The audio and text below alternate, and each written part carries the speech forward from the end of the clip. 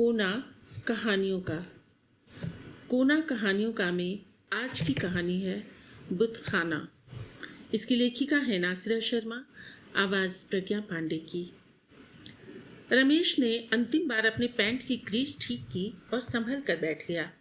गाजियाबाद गुजर चुका था। दिल्ली बस गाड़ी पहुंचना ही चाहती थी। बेचैनी से वह बैठ न सका। हुलडाल और अटैची को उसने दरवाजे के समीप पहुंचा दिया और पीछे की जेब से कंघा निकालकर बाल फिर से संवारे। दिल की धड़कन पटरी पर फिसलते पहियों के साथ ही झट झट झट का ताल दे रही थी। गाड़ी के रुकते ही उसने थूक निगला, कॉलर को ठीक किया, गर्दन थोड़ी अकड़ाई और एक अदा से प्लेटफॉर्म पर नजर डाली। अरे यार, तू आ गया। दीक्षित ने उसे खींच लिया और एक धप लगाई। सफर कैसा रहा? वह बौखलाई सी हंसी हंसता रहा। बार बार सचेत सा इधर उधर दृष्टि डाल रहा था, जैसे कि लोगों को इतनी फुर्सत है कि वे केवल उसी को देख रहे हैं। सच है, दिल्ली मानव जंगल है। जंगल भी कैसा, बहुत ही सघन। वह बीए कर रहा था तो दीक्षित 7 साल बाद दिल्ली से आया था, उसका पुराना सहपाठी। दीक्षित पढ़ाई में अच्छा था, सीधा साधा लड़का था। घने बालों के बीच चुटिया के गुच्छे में पड़ी बड़ी सी गांठ और गले में पड़ा जनेऊ, पर अब तो जैसे पहचाना ही नहीं जाता। पैंट शर्ट, निखरा मुखमंडल, कटे बालों की लट माथे पर झूलती हुई और बालों का अंदाज धीरे धीरे उसे गिराते गए। फिर जब दीक्षित दिल्ली वापस गया तो रमेश को हीनता के दलदल में छटपटाता छोड़ गया। तब से जाने कौन सी ज्वाला रमेश के मन को जलाए जा रही थी कि उसे कुछ बनना है, आगे बढ़ना है। दिल्ली उसे एक झिलमिलाते सितारे की तरह नजर आती, मानचित्र रूपी आकाश का सबसे ज्वलंत सितारा, सब शहरों का सरताज। दीक्षित के बुलावे पर वह दिल्ली पहुंच गया। ड्राइंग रूम देखकर वह स्तंभित सा रह गया। कालीन, सोफा, कुशन, लैंप, तस्वीरें, मूर्तियां, एकदम अपने में संपूर्ण। दीवान के एक सिरे पर बैठकर वह अपने को काफ़ी संभाल चुका था। अटैची खोलकर उसने बॉम्बे डाइंग का नया तौलिया, नई साबुनदानी और नए कपड़े निकाले। बाथरूम देखकर वह प्रसन्न हो गया। घर पर बाबूजी लाइफ बॉय के अतिरिक्त अन्य साबुन आने नहीं देते थे, पर लक्स की भीनी महक और अंगूठी की जगह इंद्रधनुषी तौलिया ने उसे गुनगुनाने पर मजबूर कर दिया। बड़े शर्माते हुए उसने माँ के हाथ के बने लड्डू और मठरियाँ चाची को दिए। वह सोच रहा था कि अभी दीक्षित अलग कमरे में सामान रखने को कहेगा तो वह साफ इनकार कर देगा। चंद दिन के लिए ही तो आया हूँ, यार से बातें न हुई तो फ़ायदा क्या। मैं तो साथ ही कमरे में रहने की कहूँगा। बाहर से कितना बड़ा घर लगता है, जाने अंदर कितने कमरे हैं। 8-10 तो ज़रूर होंगे। क्या सोच रहे हो, कुछ खाओ तो, चाची ने टोका। गीता, बर्फ की ट्रे ले आ बेटा। कितना आराम है, वरना बर्फ के लिए चौराहे तक दौड़ कर जाओ। दीक्षित ने छुट्टी ले रखी थी, इस कारण पूरा दिन दिल्ली की खूब सैर हुई। दिल्ली घूमते हुए उसे एक अनजान सा भय दबोचने लगा। उसका कद घट रहा है। कुतुब मीनार के ऊपर चढ़कर उसे अच्छा लगा। ऐसा प्रतीत हुआ कि उसमें इतनी शक्ति है कि वह बाहों में तो नहीं, पर आंखों में यह दृश्य, यह प्राकृतिक छटा छुपा सकता है। एक अछूती सी ठंडी सी अनुभूति हुई। वह मुस्करा पड़ा। कनॉट प्लेस पर घूमते हुए फिर उसे उस भयानक कल्पना ने दबोचना शुरू कर दिया। वह घट रहा है, तिल तिल करके। यह कैसे हो सकता है? यह केवल उसका भ्रम है। दोस्तों में वह सबसे लंबा है, 5 फीट 8 इंच, यानी दीक्षित से 4 इंच लंबा।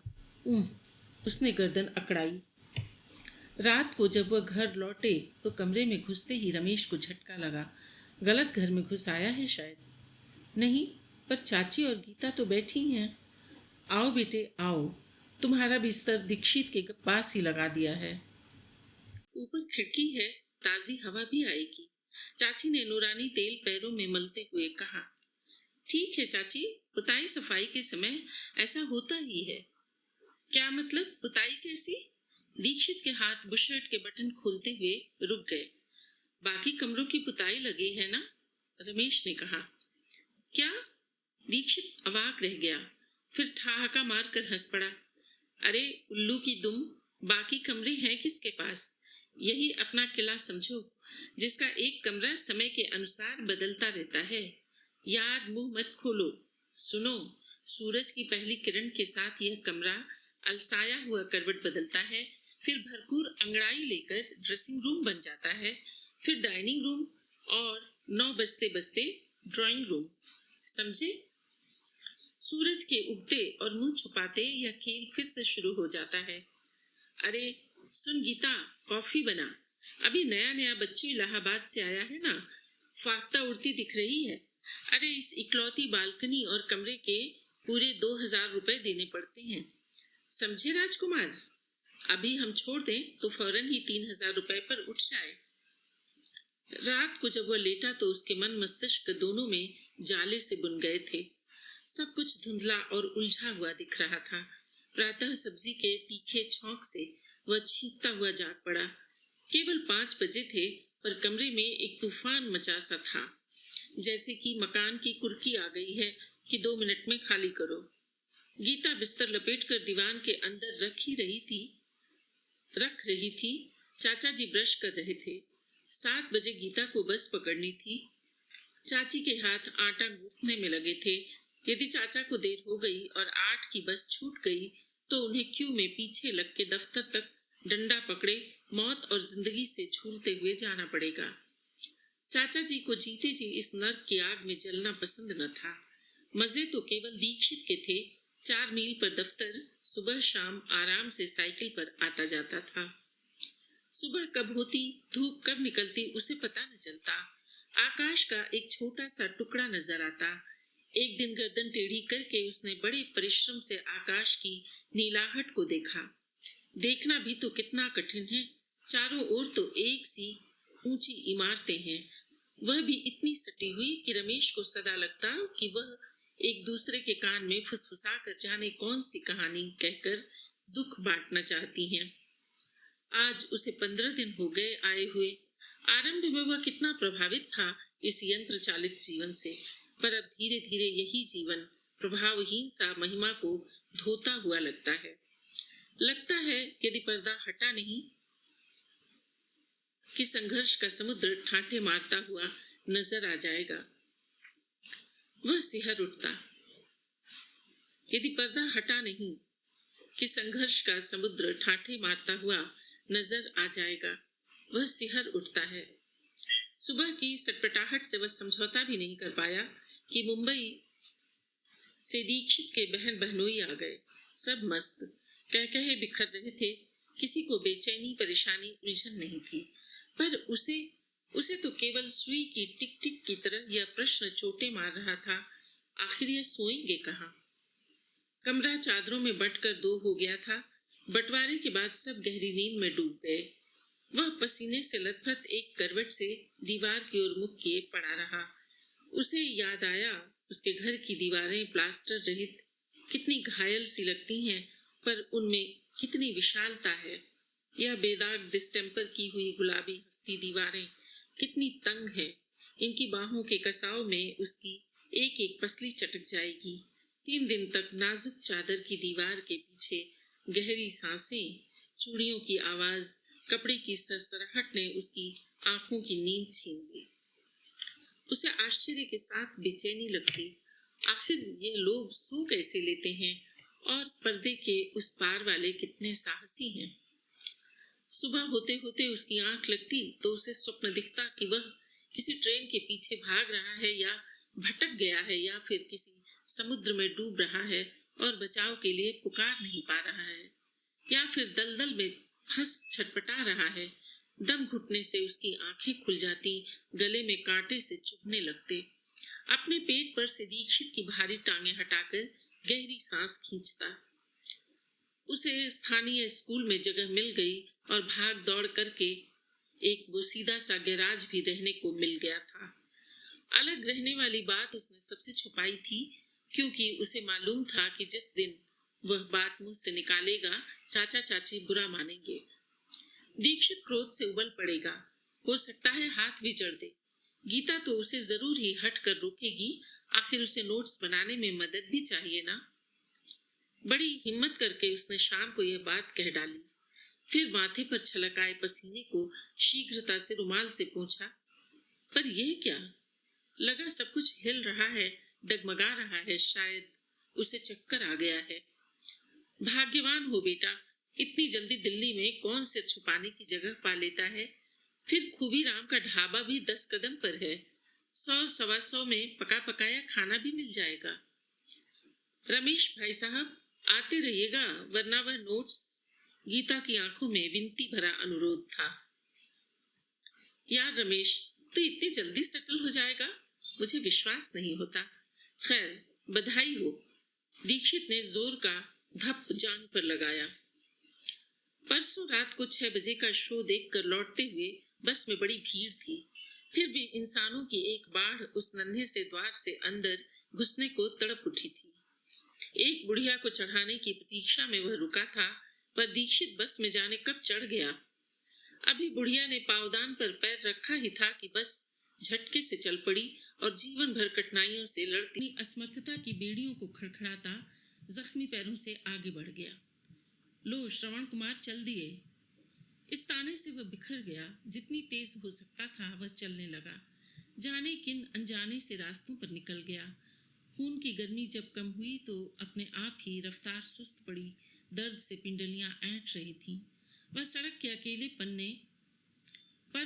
अकेलेपन ने उसे सहलाया, दुलारा, उसे सहारा दिया। उसे लगा उसका बिखरा व्यक्तित्व फिर से जुड़ रहा है।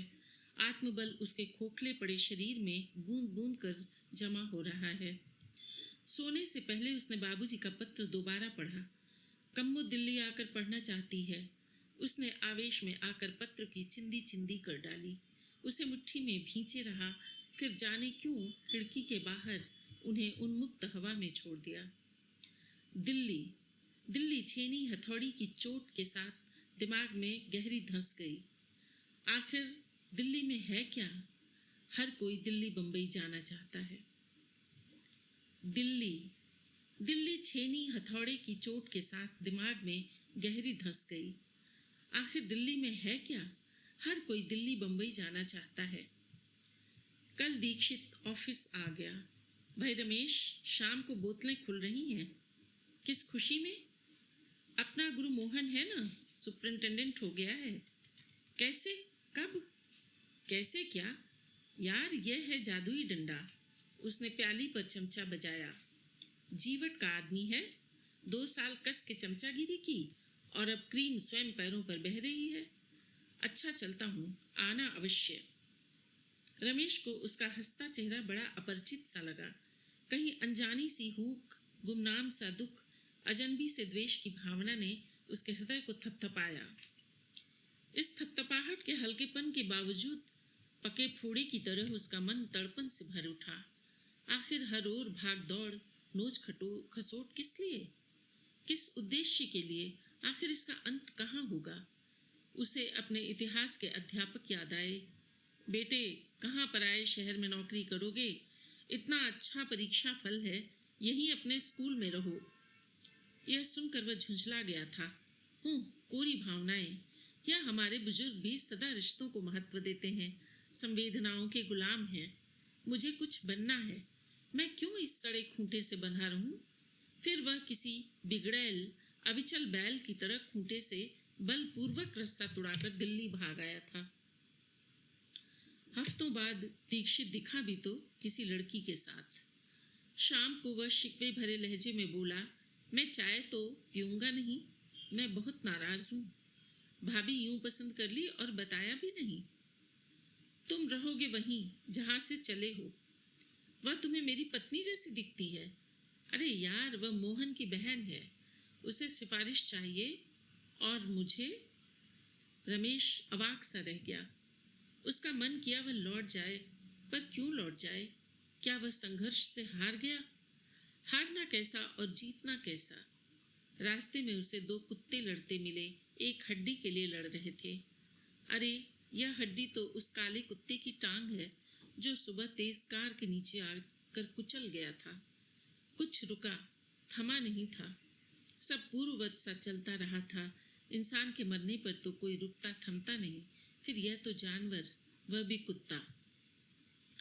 कम्मो का पत्र मिला। भैया, अब की राखी में ज़रूर आना। आते समय इम्पोर्टेड नायलॉन की साड़ी भी। अब मैं खूब लंबी हो गई हूँ। मैं बहाना नहीं सुनूंगी। सब कहते हैं कि दिल्ली में छोटे बाज़ारों में बाहर की चीज़ खूब मिल जाती है। वह सांस खींचता है। शाम को घर लौटने से पहले प्रिंसिपल का बुलावा आता है। रमेश, सुनील खुराना का रिजल्ट कैसा रहा? सर, एक सब्जेक्ट में भी पास नहीं है। ठीक, उसकी रिपोर्ट फिर से बना प्रमोट कर दो। जी, क्या कह रहे हैं? वह कुर्सी से उछल गया। मैं ठीक कह रहा हूँ, तुमको पता नहीं? खुराना साहब इस शहर के गिने चुने बिजनेसमैन हैं। 2 मिनट खामोशी रही। फिर बच्चों के लिए जो नई इमारत बन रही है वह खुराना साहब की ही देन है। हमें नहीं भूलना चाहिए। Yes sir. वह पिटा पिटाया सा लौट आया। दिन यूं गुजरते चले गए। दिन क्यों, साल गुजर गए। शुरू में मन करता था कि पुराने कॉलेज लौट जाए और उन्हीं अध्यापकों के चरणों की धूल माथे पर लगा शेष जीवन शिक्षा दान में लगा दे। पर जाने वहाँ भी क्या हो, यह आशंका उसे रोक लेती। अब तो कुछ दिनों से उसे जिद सवार हो गई। वह क्यों लौट जाए, क्यों हार जाए? उसे समझौता नहीं करना है। रोज रात को उसका मामूल हो गया था कि वह सूनी जख्मी सड़कों पर चले जिन्हें दिन भर लोग पैरों तले दबाते हैं। निस्तब्धता, बंद खिड़कियां, फीकी रोशनी, पेड़ों की आड़ी तिरछी गहरी काली छाया उसमें आत्मबल का संचार करती। कभी कभी डर लगने लगता है कि कहीं वह घटते घटते एक मामूली सा कीड़ा न बन जाए और कोई उसको कुचल कर न रख दे। कई दिनों से काम की अधिकता से रात्रि जागरण के कारण स्कूल देर से पहुंचता। आज फिर वही जागरण हुआ। प्रिंसिपल के सामने रोज रोज की पेशी। वह आगे बढ़ा। धक्का मुक्की में जाने किसको उसकी कोहनी लगी, कुछ ज्ञात नहीं। बस पर चढ़कर पूरे बोझ से किसी बच्चे का पैर दबाया।